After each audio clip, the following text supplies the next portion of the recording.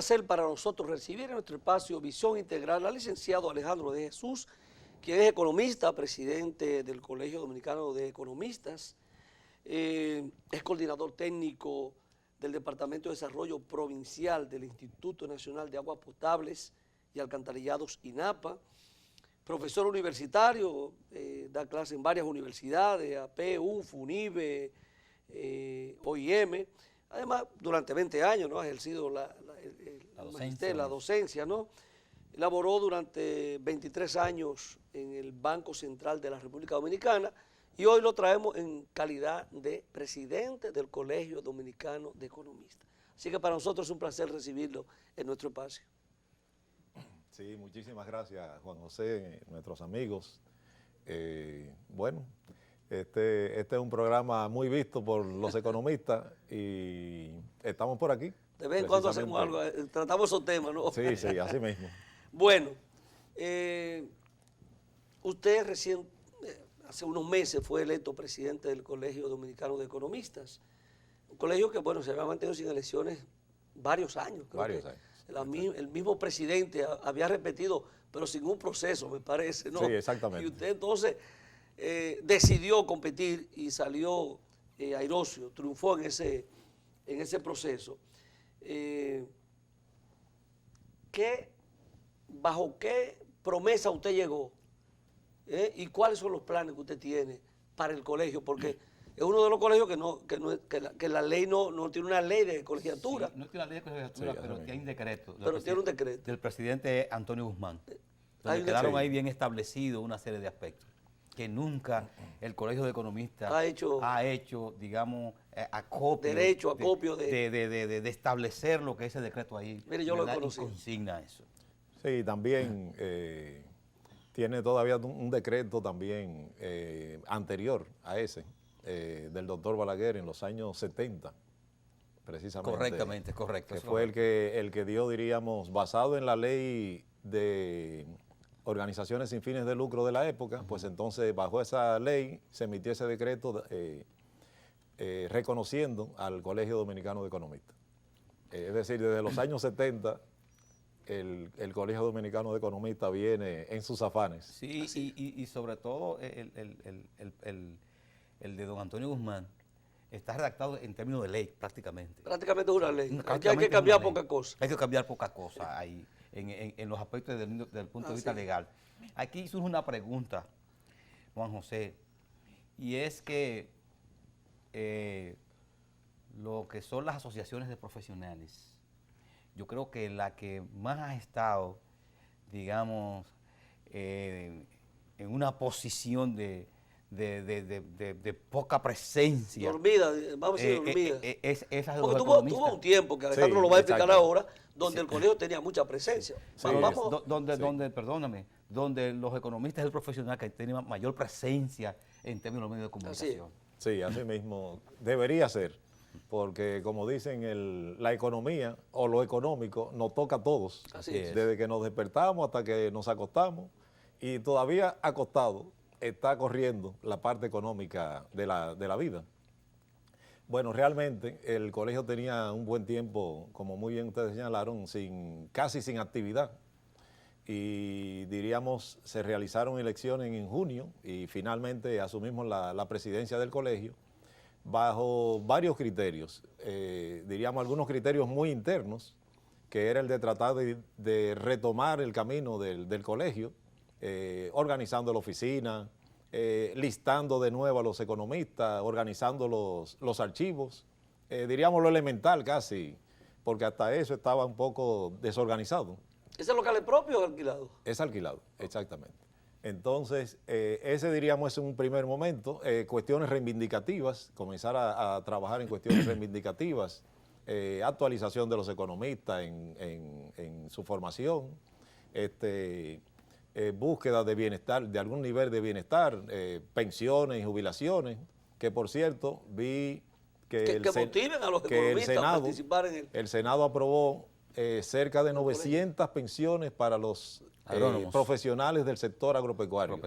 Yo espero que nosotros, los economistas, tengamos ese privilegio de seguir Ya hay a 900 ese para sector. pensión por ahí. Sí, sí, hay Fue un bastante. trabajo arduo, O sea, un claro, trabajo arduo. claro. Creo ya. que estaba mitad nuevas pensiones y la mitad para elevar las pensiones. Ya. Era más o menos en ese sentido. Ellos hicieron un trabajo bien Ya. arduo Sí, en ese bastante, aspecto. bastante. Y el Senado de forma unánime, es decir que en el Congreso, por lo visto, puede haber un buen ánimo en que si están bien sustentadas, esas solicitudes, pues entonces puedan pasar sin mucho inconveniente. Entonces, eso diríamos en la parte interna y diríamos una parte ya externa que sería más bien volver de nuevo a la opinión pública y tratar diríamos, conversar con la gente, diríamos instruir un poco a la gente con respecto a los procesos económicos que en algunas ocasiones, si bien es cierto, los entendemos, porque todos estamos implicados en estos procesos económicos, pero en otras ocasiones tal vez son un poco más complejos y entonces requieren ya de una información técnica para aclararle a la gente o que la gente pueda entender esos procesos. Entonces fue electo estamos más por o 2 menos en años, esa línea. ¿verdad? ¿Perdón? Por 2 años. Un año. Un año, es un año, muy tiempo, Sí. muy corto. O sea, Bueno, ¿qué- esa es parte, diríamos, de los procesos. ¿cuáles son las cosas que usted pretende hacer en ese año? Porque un tiempo muy Sí. corto. O sea, ¿cuál es el programa que Bueno, usted tiene para desarrollar? por lo pronto hemos iniciado el proceso de actualización. Exacto. Ya estamos en el segundo ciclo de actualización. Culminamos un primer ciclo en el mes de agosto, julio-agosto, que tenía que ver con finanzas personales, formulación y evaluación de proyectos y planificación estratégica. Y estamos ahora en un segundo ciclo que lo hemos llamado como de legislación económica, en donde estamos tratando de explicar y discutir con los economistas temas ligados, por ejemplo, a la ley hipotecaria y fiduciaria, que ya se hizo precisamente una primera actividad. Precisamente en esta semana se acaba de realizar la actividad con respecto a la ley de defensa comercial y próximamente entonces tendríamos otra actividad que sería con respecto a la ley de lavados de activos. Este sería nuestro segundo ciclo en términos de lo que es la actualización. Pero nosotros hemos formulado un proyecto que se lo hemos hecho llegar tanto a la gobernación del Banco Central como al Ministerio de Economía, en donde se plantea, diríamos, un esquema, una visión de lo que va a ser el colegio, lo que debe ser el colegio, y desde ya le estaríamos exhortando a estas dos grandes instituciones, dirigidas por dos grandes economistas, que todos les reconocemos sus capacidades, que colaboren con su gremio. Precisamente déjame aprovechar la ocasión que en esta semana se ratificó al señor gobernador del Banco Central, el licenciado Héctor Valdés, Y a la vicegobernadora. y a la vicegobernadora, la señora Clarisa de la Rocha, como las máximas autoridades de la política monetaria del país. Para los próximos 2 años. Para los próximos 2 años, exactamente. Cada 2 años o se ratifican o bien vendrían nuevos incumbentes. Hay que señalar con respecto al caso del licenciado Valdés Alviso, que llama siempre mucho la atención y diríamos fue parte de la discusión de estos días, que se confirmaba y cuando uno repasa el tiempo que tiene en la gobernación del Banco Central, estamos hablando ya casi Va para 22. de 20 años, veríamos hacia 22 años. Y de antemano uno lo felicita. Creo que el país con esa designación gana, porque es una persona con mucha experiencia. Tanto es así y yo, o mejor dicho, esa experiencia que la gente lo valora es real, hay que decirlo, es real. Porque recordemos, por ejemplo, que en el 2004, cuando él retornó de nuevo al Banco Central, retornó en una situación donde fue la quiebra de los bancos, Baninter. La quiebra del país. Y la quiebra del país, así mismo. Baninter, Bancrédito, el Banco Mercantil y todo un grupo de entidades financieras que se generalizó por el mismo manejo de la crisis.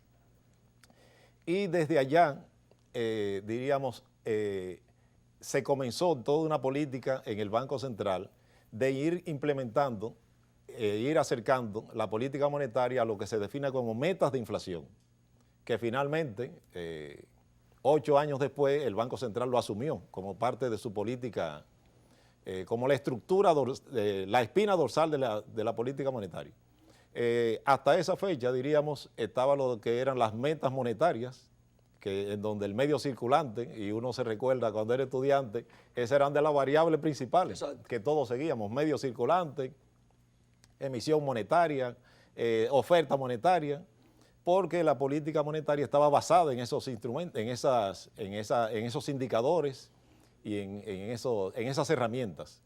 Ya en términos de desde el 2004, precisamente diríamos, por la misma crisis, por la expansión del sistema financiero, la bancarización que se dio que se ha dado en el país, los nuevos instrumentos monetarios, pues entonces una política monetaria basada en metas monetarias comenzaba a perder efecto, porque ya no era el único elemento monetario, diríamos, dentro del sistema monetario.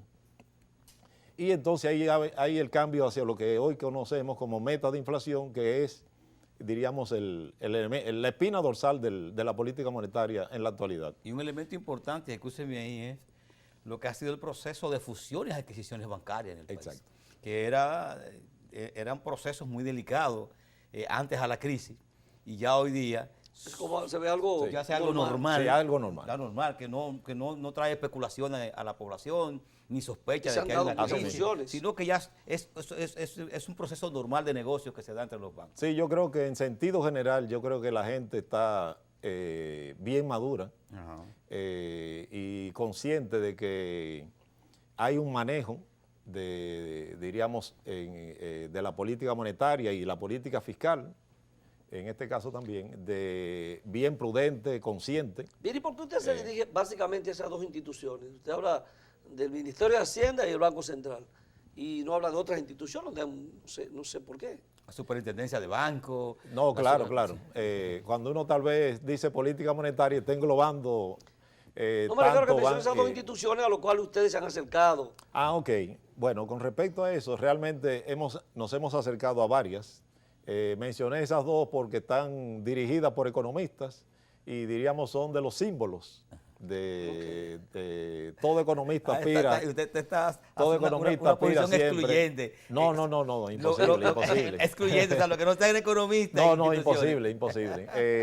Recuérdense que tenemos poco tiempo y en la posición, y uno, diríamos, va en el proceso, hacia más. Mire, hacia más. Usted votaron no sé cuántos economistas, usted podrá decir cuántos votaron, pero ¿cuántos economistas existen en el país y cuántos hay registrados en el colegio? Según la ONE, parece ser que rondamos de 9.000 a 10.000 los economistas que se han graduado históricamente. Okay. Hace un tiempo, como muy bien ustedes recordaban, la época donde el profesor Miguel Seara era presidente, la profesora Jacqueline Boyne, sí, el mismo ministro actual. Tuvo mucho brillo el colegio en ese momento. Sí, el ministro actual de Economía, el profesor Isidoro Santana.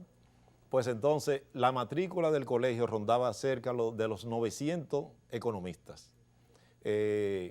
Diríamos por múltiples razones, el colegio realmente ahí fue perdiendo espacio, tanto dentro de los economistas como de la opinión pública, y finalmente pudimos hacer un padrón para estas elecciones de 560 economistas. Hay mucho que hacer. Hay mucho trabajo. Y realmente votaron 330 economistas, es decir, rondando el 60% de lo que fue el padrón. Tuvo la oportunidad de votar en estas elecciones. ¿Y no se ha pensado de alguna manera un consejo dentro del Colegio de Economistas que, digamos, sean los responsables de hacer opinión y que sea la posición del colegio cada vez que hay una situación, se presente cualquier discusión, que el colegio salga, ¿verdad?, con una posición que es de los economistas. Perfecto. En esa parte. Y se me ocurre la idea que nombrando un consejo de técnicos que se encargue de todo eso y que ahí se, digamos, de alguna manera se genere la posición del colegio y se difunda y que empiece a tener presencia pública y reconocimiento de la gente. Sí, perfecto. Precisamente estamos en el proceso de crear las nuevas estructuras del colegio. Entonces, en ese sentido, se han comenzado a crear comisiones de trabajo, primero por secretaría, también comisiones de delegados en instituciones públicas o privadas donde hay economistas, de forma tal que la interacción fluya. La estructura también del interior del país se ha comenzado a fortalecer, ya tanto en Puerto Plata, Santiago, San Francisco de Macorís, Moca, San Pedro, son La Romana, Barahona también, son ya próximamente se van a estar conformando las estructuras ya del Colegio de Economistas ahí. Y evidentemente esta parte técnica también estamos comenzando precisamente a hacer los llamados a los economistas para en la comisión que entiendan de su especialidad, el área agrícola o agropecuaria, o el área industrial, o el área de política fiscal o de política monetaria, de forma tal que ese cuerpo especializado pues podamos incorporarlo al colegio y que podamos retornar de nuevo, diríamos con elementos técnicos, a darle respuesta a la gente en opinión pública y en los temas que la gente entienda que el colegio tiene que plantear su posición. Jugar su papel. Sí, vamos con su anuencia a hacer una pausa y retornamos a esta interesante conversación con usted.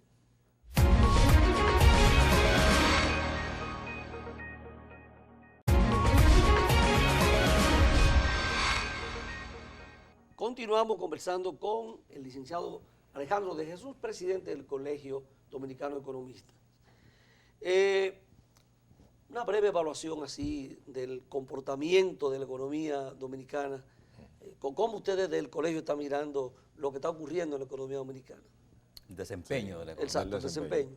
Bueno, sí, muchísimas gracias. Realmente el país tiene que sentirse, diríamos, bien, porque la economía ha estado respondiendo.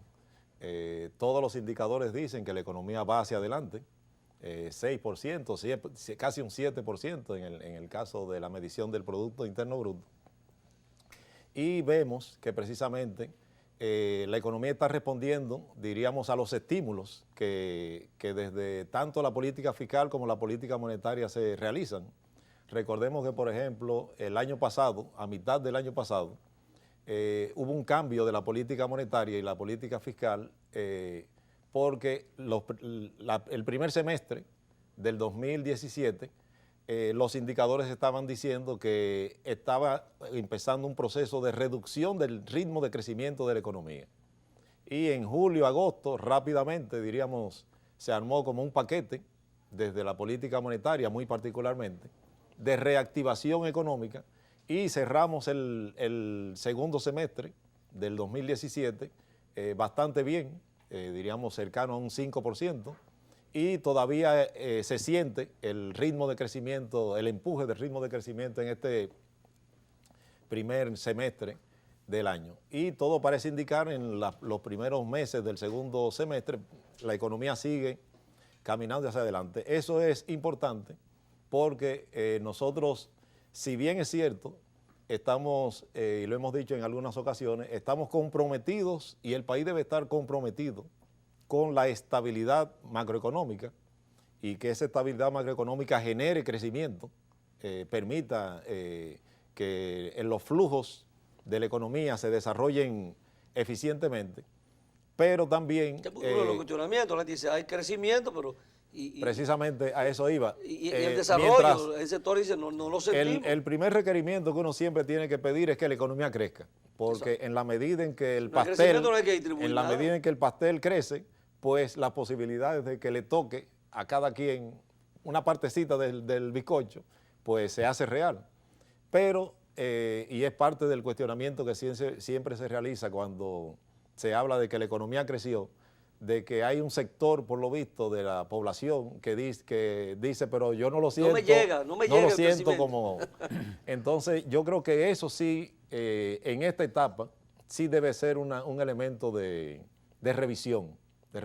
Y algunas tratar distorsiones, de plantear de que ese crecimiento, que posiblemente en algunos sitios llega muy lento, pues tratar de ver cómo se dinamiza. Creo que la opción de aumento salarial, ya no solamente por sector, como a veces se realiza, el sector de los maestros, el sector de los médicos, el sector de la policía, etcétera, sino un aumento general de salarios. Creo que es importante porque en la actualidad... Sector público y sector privado, sector ¿verdad? público, sector privado, porque hasta ahora es el mecanismo de distribución, diríamos, más eficiente que tiene la economía.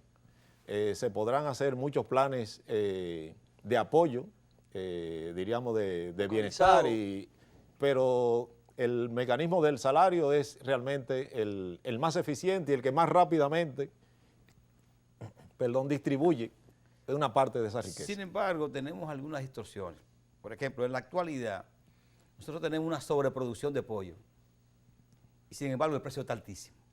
Es un elemento de distorsión y es, digamos, un artículo de primera necesidad. De primera necesidad. Y es lo que más los sectores, digamos, de más bajos ingresos, es la carne por excelencia de ellos. Entonces, se te presenta una situación como esa y tú no la entiendes. Pero ¿y cómo va a ser? Si hay una sobreproducción de pollo y no baja el precio. Es un elemento importante. Yo creo también que hay otro aspecto que hay que de alguna manera trabajarlo en este aspecto. Y es otro que tiene que ver con lo que es, digamos, las variables de tipo monetaria y financiera, como son las tasas de interés. También tenemos que trabajar en ese aspecto. Y creo que eso tendría algún impacto y la gente entonces lo siente, porque cuando te baja la tasa de interés, la economía en general, eso es bueno. Sí, es parte Sin embargo, para lo que es el ahorro de la gente que tiene sus depósitos, sus ahorros, ¿qué le pasa a ellos? Pierden entonces ingresos vía lo que son los ahorros. Creo que hay unas distorsiones que se deben trabajar un poco. Sí, exactamente. Bueno, en el caso de las tasas de interés, realmente hasta ahora eso es lo que ha estado empujando, diríamos, todo este proceso de expansión. Pero recordemos siempre que el yo poder tomar un préstamo siempre va a depender de mi nivel de ingreso. Es decir, que puede ser también que las tasas de interés estén hasta bien bajas, pero si yo no tengo una capacidad de ingreso, de recursos suficientes para responder a eso, pues posiblemente se dificulte el que esa política diríamos, flexible de la tasa de interés, pues entonces colabore. Por eso creo que hacemos énfasis. No hemos llegado a ese momento, porque el mismo elemento de que la economía está creciendo indica que la política monetaria está surtiendo el efecto, pero es bueno reponer de nuevo los bolsillos de la gente con un aumento salarial. Correcto. Bueno, mire, lamentablemente hemos llegado al final del espacio, así es que usted queda comprometido a visitarnos en otra ocasión y cuando entienda que tiene que comunicarse con los economistas a través de este medio, por eso estamos a su disposición. Así que ha sido un inmenso placer tenerlo por acá. Sí, muchísimas gracias de nuevo a todos mis amigos, ¿verdad? Y asimismo esperemos que esta sea la primera de muchas. Así es. Dios mediante. A usted, amable televidente, ha sido un placer compartir Visión Integral con ustedes y será hasta el próximo domingo, Dios mediante.